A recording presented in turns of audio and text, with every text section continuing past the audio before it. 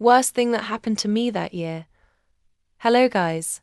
Welcome to Petals of Revenge. If this story resonates with you or you know someone who needs to hear this, please hit that like button, subscribe to our channel, share this video and drop your thoughts in the comments below. Your support helps us bring more stories of justice and empowerment. I was wrong about that job loss being the worst part. What came after? Moving back home to my mother's house in North London, that became my personal hell disguised as family support. At 29, I thought I had my life figured out. I was Elena Martinez, a marketing coordinator at a thriving digital agency, living in my own flat in Camden, building something real for myself. Then the company downsized, and suddenly I was another statistic in London's brutal job market. The eviction notice came 6 weeks later. My savings had evaporated faster than morning mist, and pride became a luxury I couldn't afford. When my mother, Patricia, offered me the spare room until I got back on my feet, it felt like a lifeline. I should have recognized the trap being set. My family wasn't just my mother. There was Derek, her husband of 12 years, a man who'd never worked a steady job, but always had opinions about everyone else's finances. And then there was Marcus, my 26-year-old half-brother, the golden child who could do no wrong despite doing absolutely nothing right. The house itself told the story of their priorities. Fresh paint in the living room where guests would see, expensive furniture bought on credit, a massive television that dominated the front room like a shrine to their pretensions. But venture into the kitchen, and you'd find cupboards held together with duct tape, a boiler that worked only when it felt generous, and windows that leaked heat faster than they could generate it. This was the world I entered, thinking it would be temporary. The first month felt almost normal. I contributed what I could to household expenses, helped with groceries, tried to be the grateful daughter who'd been given a second chance. My mother was all smiles and reassurance. "Take your time, love," she'd say, patting my shoulder while I scrolled through job listings on my laptop. Family helps family. But I noticed things. Small things that should have been warning signs. Marcus would sleep until noon, spend his afternoons playing video games, then disappear with friends every evening. When I asked what he did for work, Patricia would get defensive. "He's between opportunities," she'd snap. "Not everyone finds their path as easily as you did." Derek, meanwhile, seemed to view my presence as validation for his own unemployment. See, Patricia. Even Elena couldn't make it out there. The job market brutal. No point in me wasting time looking. By month 2, the dynamic had shifted. My contributions to household expenses had somehow become expectations. When I mentioned I was running low on savings, Patricia's expression hardened. "Well, you're living here rent-free," she said coldly. "The least you can do is help with bills. Rent-free. As if the spare room that barely fit a single bed and had no heating was some luxury accommodation I should be grateful for. But I paid the electric bill when Derek claimed he was a bit short.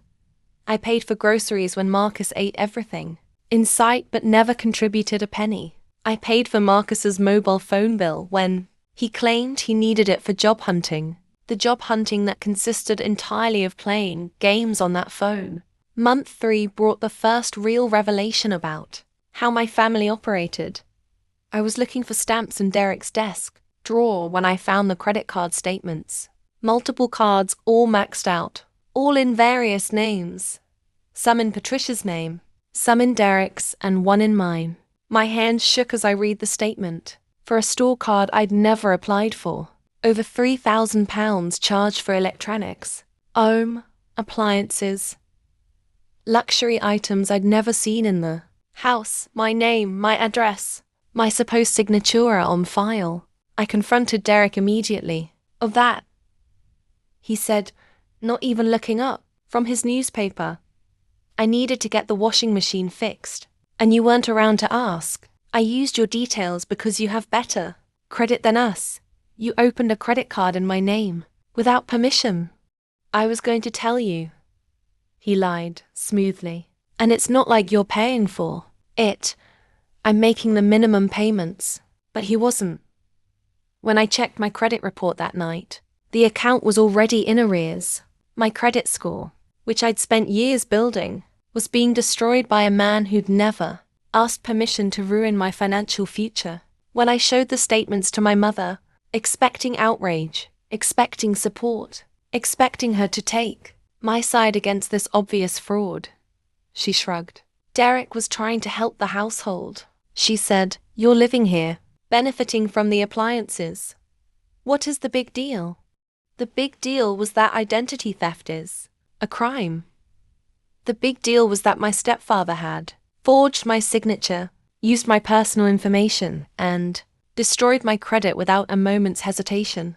The big deal was that my own mother saw nothing wrong with her daughter being financially violated by her husband. But this was just the beginning. Month 4 brought the job interview that should have changed everything. After dozens of applications and rejections, I finally got called for an interview at a prestigious marketing firm in Canary Wharf. Senior marketing specialist, $45,000 a year. Company car, health benefits. Everything I needed to rebuild my independence. The interview went perfectly. I connected with the hiring manager, demonstrated my skills, answered every question with confidence born from desperation and determination. When she walked me out, she shook my hand warmly. "We'll send the contract by post within the week," she said.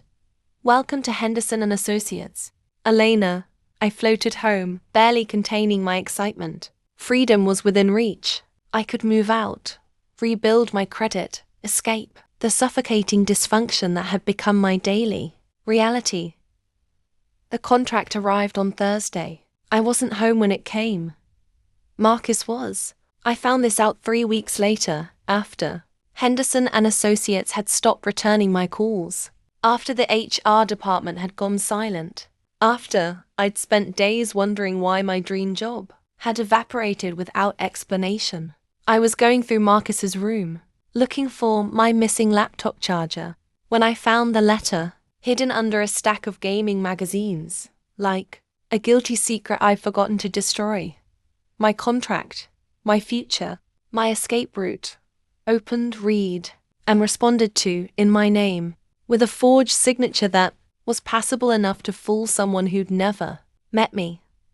A polite decline, thanking Henderson and Associates for the opportunity but explaining that I decided to pursue other options.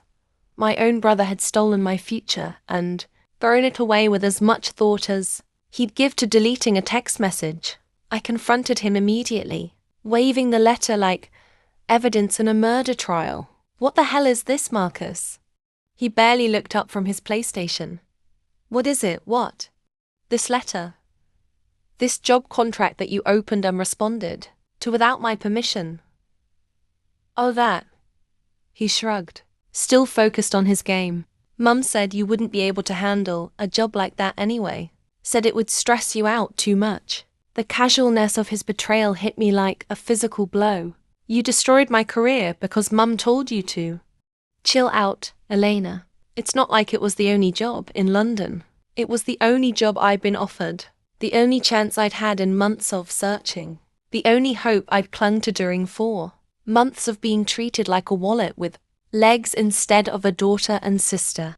I found my mother in the kitchen, washing dishes with the kind of aggressive efficiency that meant she knew exactly why I was there. "We need to talk," I said, placing the letter on the counter between us. She glanced at it, her expression unchanging. "I was protecting you." "Protecting me?" "You had Marcus destroy my job offer. That job would have been too much pressure," she said, turning back to the dishes. "You're still fragile from losing your last position. I didn't want you to fail again." Fragile. As if my unemployment was a personal weakness, rather than the result of company-wide layoffs. As if I was too delicate to handle adult responsibilities. despite being the only person in the house who actually took responsibility for anything. I'm 29 years old, Mum. I can make my own career decisions. Not while you're living under my roof. You can't. And there it was, the truth she'd been hiding behind maternal concern and family loyalty. She didn't want me to recover. She didn't want me to rebuild my independence. She wanted me trapped, dependent, contributing to a household that gave nothing back. I was her personal ATM, and she'd do anything to keep the cash flowing. The next month brought discoveries that made the job sabotage look like a minor inconvenience. While going through my credit report with the obsessive thoroughness of someone who'd been burned before, I found them. The accounts I'd never opened, the loans I'd never applied for, the financial obligations that had been created in my name without my knowledge. A personal loan for £8,000 from a high street lender.